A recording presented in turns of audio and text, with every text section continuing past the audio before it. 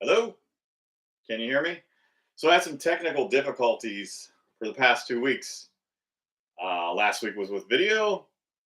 The week previous to that was with audio. I think I figured them out. I hope so. Hopefully you can hear this. Hopefully you can see it. But we're gonna wing it. So, I've had this on the show a couple times. Let me just show it off real quick. So this is the Blob coffee mug. This is the 1980s Blob, not the original. I'm a fan of both. So I'm not a fan of remakes for the most part, but that's a movie I don't mind getting remade every, once in a while because it kind of tracks time through the ages, what you had with special effects and what you can do and what you can't do. I like both movies, and then there's like Son of Blob and some of the sequels, but I'd like to see another uh, Blob get made. I don't know if that's in the cards. Anyway, let's get down to it. So I got a big old pile of movies. I watched a lot on physical this week and on streaming. So sometimes people ask me, they're like, when do you have time to watch all these movies? So when I'm not doing anything, that's what I do. And also, I don't watch television per se. I don't watch shows. I don't watch series. I don't watch the news. I watch movies. Like if I'm watching something, I'd say there's about a 97% chance it's a movie. And I rewatch the same movies. I don't watch them over and over, you know, back to back. But if I hadn't seen a movie in a while and I'm in the mood for it, I'll watch it. Kind of like how someone might get, a taste for pizza or sushi. So yeah, I think everything in my pile I've seen, other than one thing, I've seen them all. So anyway, let's get down to it. All right, what do we have here? Super 8. J.J. Abrams directed, Steven Spielberg executive produced. So this is a fun movie. I've seen it before. I bought this copy a while back when it came out. Was it early 2000s, mid 2000s? I guess 2000. 2011. Okay. So this to me was an updated version of E.T. It was like E.T. for a new generation. Slightly different, but you got a group of kids. They're filmmakers, which is kind of fun, and they're out making their, magnum opus, and aliens come to town and kind of wreck it for them. There's some drama and some BS and stuff that happens, but this was a really fun movie. And if you're a filmmaker of any kind, low budget, high budget, Hollywood, you should check this movie out just for that factor. Just watching these group of kids, make movies. You kind of, if you're a filmmaker, you kind of see yourself in them, a little bit. They got the effects guy, they got the camera guy, they got the director, they got the actor. It's fun to watch these kids, make their movie on Super 8. I never got to play around Super 8. I'm a little younger than that, so closest I got was messing with my dad's VHS camera, making home movies and that sort of thing, which I kind of miss that. I don't think people really do that anymore, make home movies. Not necessarily a movie, just, goofing around with a camera, like, hey, here's me outside. Here's me mowing the yard, having a barbecue, blah, blah, blah. I don't think people do that anymore. I got some VHSs with some of my family's home movies on them. Some of them got lost over there. Some I've managed to hold on to. So anyway, that is Super 8. Okay, we got a banger here. This is Turbulence, not 1, not 2, but 3.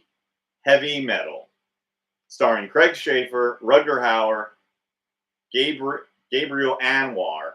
So this tracks superstar Slade Craven, who is on a flight. He's kind of a heavy metal rocker. He kind of gives off Marilyn Manson-ish vibes. This came out in, I'm guessing, 2000.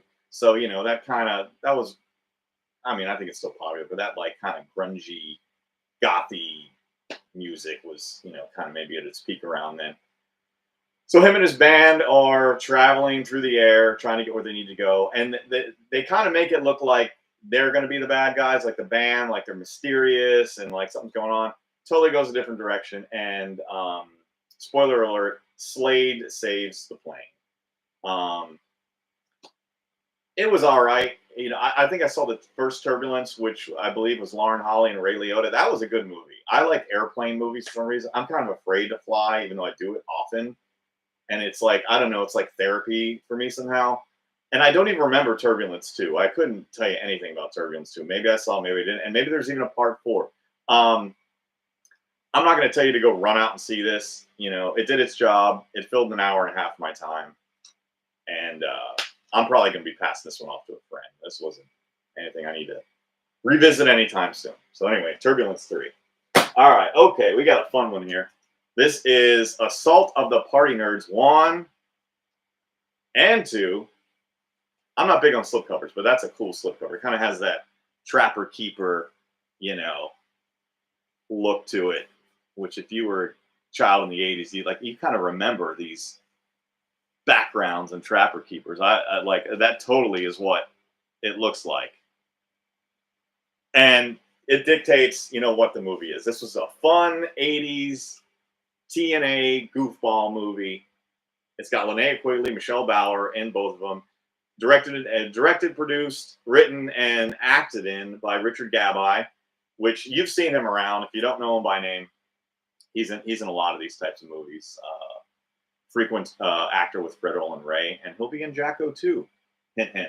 So excited to meet him. But you know, these are exactly what you think they are. They were the kind of movies shown on Rhonda Shear's USA Up All Night. Here's the inside. Oh, you got some inside artwork. There's a CD that comes in it too, which is cool. Here, I'll pull this out for you. Got a little action there. You know, tracks a group of nerds, goofy guys trying to get laid in college is basically the theming of that. And there's a lot of movies like that. And it just worked, man. You know, those kinds of movies in the 80s, it was working. And that's why there's a lot of them. I mean, Revenge of the Nerds is probably the most popular one, but geez, my mind has escaped me. But there's a ton of movies just like this. And this one was just as fun. So pick it up from, it's a Vinegar Syndrome sub-label, Culture Shock. I've got several things from them. Fun stuff. I found this used, which was nice. And I enjoyed it. Assault of the Party Nerds 1 and 2. Okay, here we go. We got a 3B here.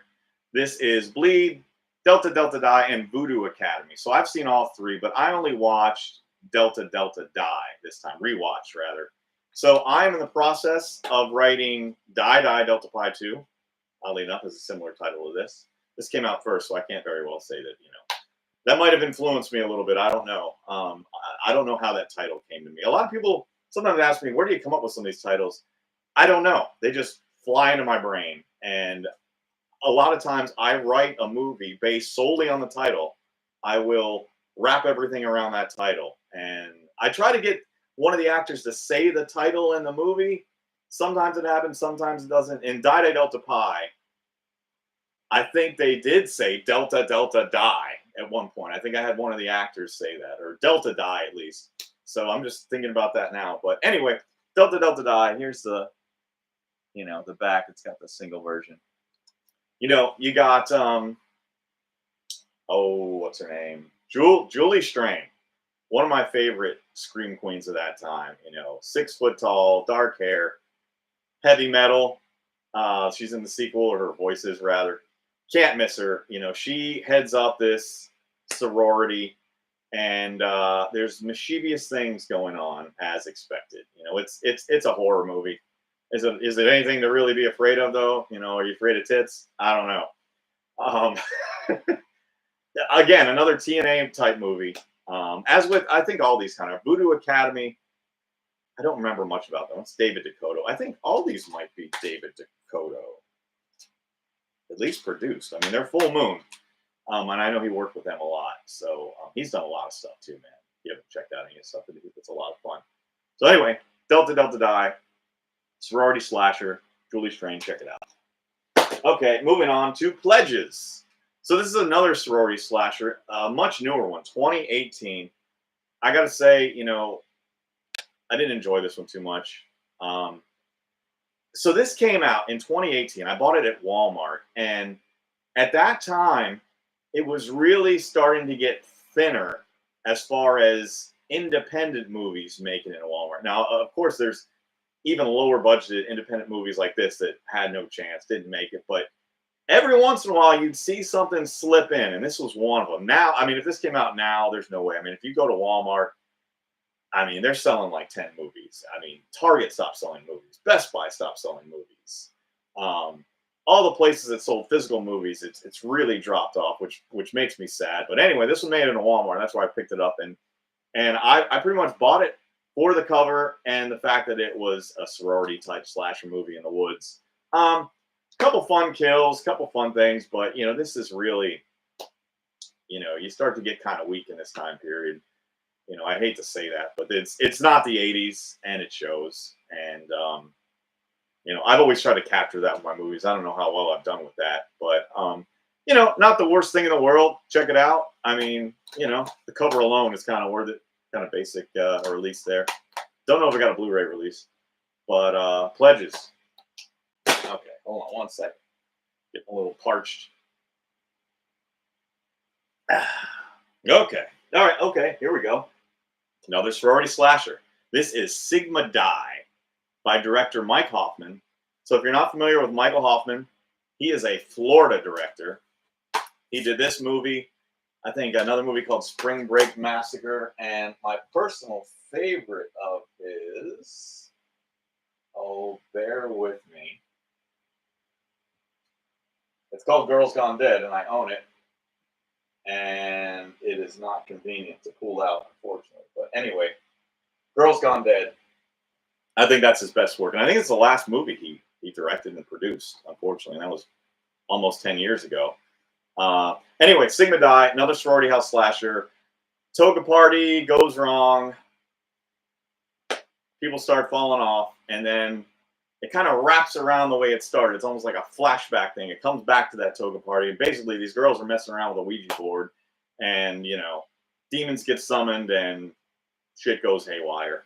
So I got to say, I watched this movie around the time I was making the first Delta Pi. I really didn't love it. I'm like, oh, man, this is ooh. Rewatching it now, I had a much better appreciation for it. I'm like, they were in a decent amount of locations.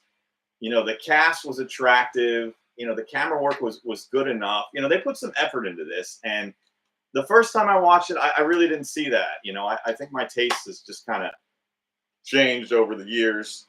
And after making movies, you see how much goes into them. I could see someone watch this movie and be like, but I enjoyed it a lot more rewatching it 10 years later. And that's why you hold on to these things, man. I don't even know where you can, I don't know if this is streaming or anywhere. I know his movie Spring Break Fever, the DVD, led like skyrocketed in price. And I had that one too. And I didn't enjoy it as much. And unfortunately, I got rid of it. But I managed to hold on to this.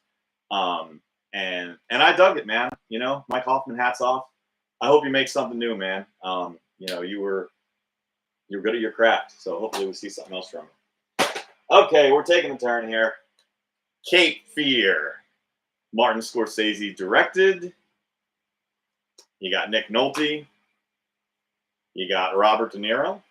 You got Jessica Lange. And you have Juliette Lewis in a very kind of creepy role. Not that she was creepy, but what was creepy, what was going on between her and Robert De Niro, because she was young in this, but they almost made her look younger. And there's some, I don't know, there's some gross stuff happening. But I had seen this before. This is a great movie. This is a remake. The original stars Robert Mitchum and Gregory Peck. And they both have cameo roles in this, which is really cool. It was probably towards the end of their tenure, and that was a nice thing that Martin Scorsese put them in there. I enjoyed seeing them. I had seen the original too.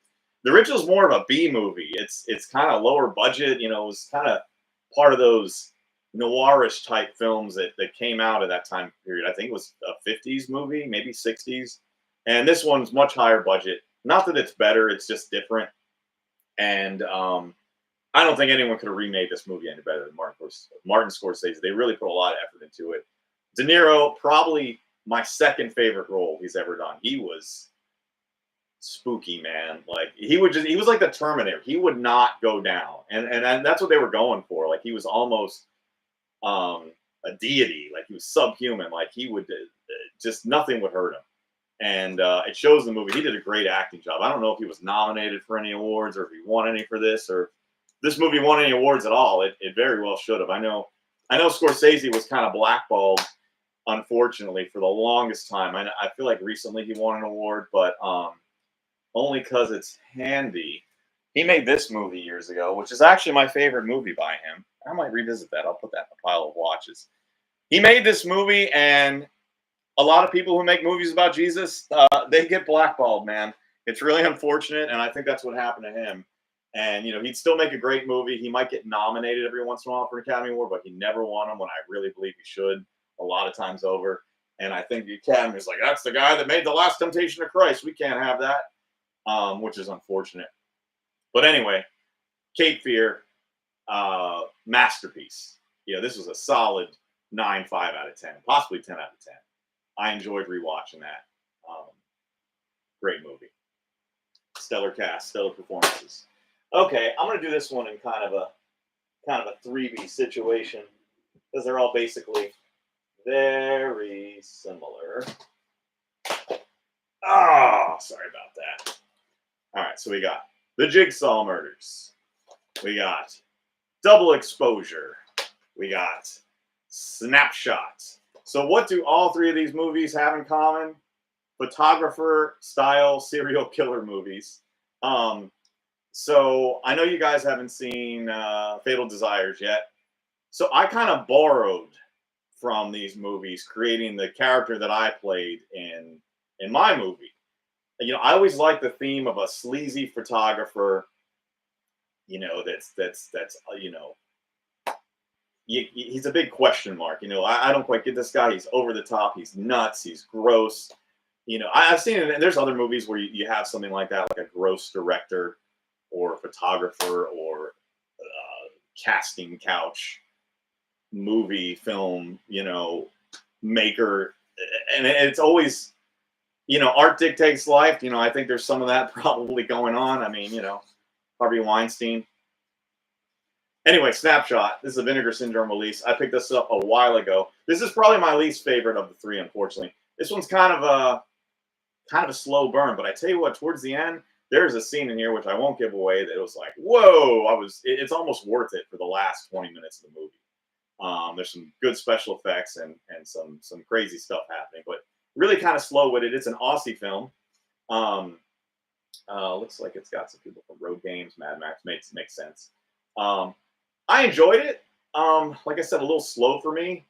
But I don't know. Give it a shot. I mean, this Vinegar put this out a while ago.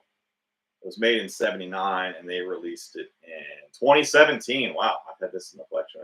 Look, I paid $21.99 for this. I bet the slipcover version is probably up to $50 or something. Who knows? Anyway, Snapshot.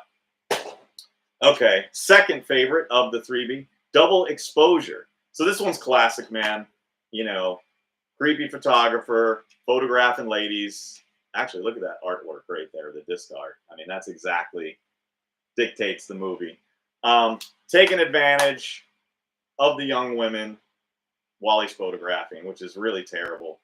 But 1982, early 80s, probably right before the slasher film had really exploded. This is an early one. Kind of had the edge. Felt more of a 70s movie than 80s movie, to be honest with you. But stellar performances, stellar directing, and a fun watch. It's one of those Katrina releases, Katrina's Nightmare. So she does she's like the horror host. I've got a few movies like that with her. I don't know if she does that anymore. But I always enjoy those. Always watch it with her introduction. So this is one of those. And this is a Scorpion release. Yes, Scorpion releasing, which I don't know if I'm pretty sure they're tied in with Code Red. Those guys are buddies. I can't remember the whole deal. Anyway, Double Explosion. All right. So here we go. My favorite of those three, the Jigsaw murders. Same thing. Creepy photographer going around, hacking up the models. What makes this one special, other than those two and any other movie like it, is that the bad guy has the most ridiculous looking toupee I've ever seen in my entire life. So the first time I watched it, I was like, oh my God, how did they not notice how shitty that fucking wig looks? And after you watch the movie, you're like, okay, it's on purpose, and that's what kind of bothered me throughout the movie. I'm this is the best decision that you could have made. That's the wig that you chose. And by the end of the movie, something happens. I don't want to give it away, and I see why they did what they did. And the guy who played the role, the photographer, murderer guy, like he was awesome. I probably based my role in Fatal Desires most often on him. I didn't wear a toupee in Fatal Desires. I probably should have. I have one. I got a really shitty one, just like the one in this movie. But I think I came off sleazy anyway. Like I think I did a good job playing my role. But I'll let you guys be the judge when the movie comes out. Anyway, Jigsaw Murders. Code Red released this back in. Well, it came out in '88. I don't know when they released this, but Katrina once again. Yeah, she kind of does a little intro in the movie. Anyway, Jigsaw Murders. I don't want to give too much away because I really dug this one. If you're going to watch any three of those, start with this one. This is my favorite. Hats off to Bad Wigs. Okay, all right, getting towards the end here. We're kind of jumping around. Ace Ventura, the double discer. You got Ace Ventura: Pet Detective and Ace Ventura: When Nature Calls. First one's better, my opinion. They're both fun, though. I mean, Jim Carrey in his breakout role, I mean, I think this is really what put him on the map. I mean, he was already popular from the In Living Color show, but once he did this, he got The Mask, he got Liar Liar, Truman Show. Like, he was just blowing up. Every movie that he was doing after this was a box office smash, as well as this. You got fun roles from Sean Young, Dan Marino, which I love Dan. I'm from Miami. I'm glad he's a good football player because his acting was. Anyway, Ace Ventura: Pet Detective. Made in, these come out 94, 95, 94 or 95. Okay, that's what I guess. I remember having this on VHS back in the day, and it was like a yellow box. But I always enjoy Jim Carrey. I think he's hilarious. One of my favorite roles from him is Man on the Moon, where he played Andy Kaufman, which he played that so well. I think it kind of messed with his head a little bit. He almost got too ingrained into the character. But anyway, Ace Ventura: Pet Detective. Okay, all right, here we go. Last, but absolutely not least, possibly maybe even the best, Falling Down. Michael Douglas, directed by Joel Schumacher. Man, is this a ride or what? If you've never seen Falling Down, if you're a working man and you just had enough, you need to watch this. I'm not saying do what this guy did, but he obviously went a little too far. But you feel his pain. This is a guy, he's having trouble in life. He's not making ends meet. And he just decides to get up out of his car and take the law into his own hands and try to make a statement. And, he definitely goes about it the wrong way. You shouldn't do what Michael Douglas did in Falling Down. But, you feel for the character. He's got trouble at home with the wife, which won't let him see his kid. Things aren't working out at work. He lives with his mom. I mean, and kind of a different role for Michael Douglas. He's kind of a somewhat nerdy guy in this. He's old. In other movies, he's usually in a lot of erotic thrillers playing like the guy getting all the chicks. He was not that in this at all. And they kind of changed his look a little bit. And it totally worked. I can't imagine anyone else playing this role. And I watched the behind the scenes featurette. They said this is a hard movie to get made. Hollywood didn't want to touch it because it was an unusual theme. And I agree. I remember seeing this in the movie theater. And I didn't, as what was I, 10 or 11 when this came out? I'd never seen a movie like this. And my dad was explaining it to me because, I was used to like happy movies or even a horror movie, like scary. This was like its own thing at the time. Like, I was like, I don't understand, Dad. This was, this felt real and it was sad. And he's like, yeah, sometimes movies do that, and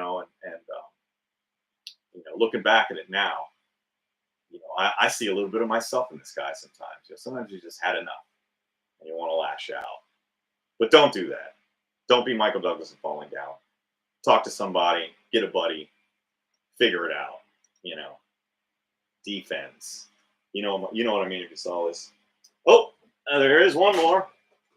Forgot about this one. It's at the bottom of the pile. This is a fun documentary on Herschel Gordon Lewis, the godfather of gore. So, possibly to your dismay, I'm not the biggest Herschel fan. I mean, I got a lot of respect for the guy. You know, he's the first of his kind, invented the gore film. And I don't think I'm the first person to say it. You know, his movies are not necessarily the greatest. They're kind of cheap and cheesy and just kind of low tech. With that being said, what I appreciate most about him, you know, is the businessman that he was. You know, this was a guy. He started in advertising, and then I think he gravitated towards that. He stopped making movies, and then he came back to it, and that's what he was best at. Was, I think, selling a movie. You know, that guy. I mean, he's the kind of guy who could sell ketchup popsicles to an Eskimo, you know, in white gloves. I mean, he was a salesman and great marketer. You know, some of his stuff is fun. I think my favorite of his movies is probably 2000 Maniacs. Blood Feast, and, you know, it's a gore movie, but I think 2000 Maniacs has a little more scope, a little more going on. But this documentary is great. Interviews with him, Dave Friedman, some of his actors and actresses.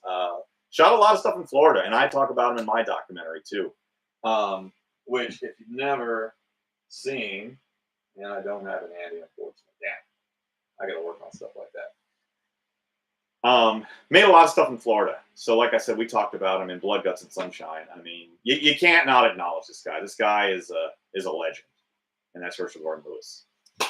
So anyway, that's it for this week, guys. I hope everything looked and sounded okay. Like I said, we were having some problems, but I'll get back at you next week. And then upcoming guests, we're gonna have Sushi on again. I'm working on a couple of guests, but she'll probably be the next one that we have.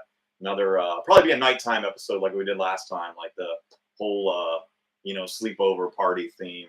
And we got a couple movies lined up for that we're going to talk about. We're actually going to talk about her favorite horror movie and my favorite horror movie. We might only just do those. You know, I'm sure both of us have a lot to say about our favorite horror movies. So anyway, have a good rest of the week. I'll see you next time.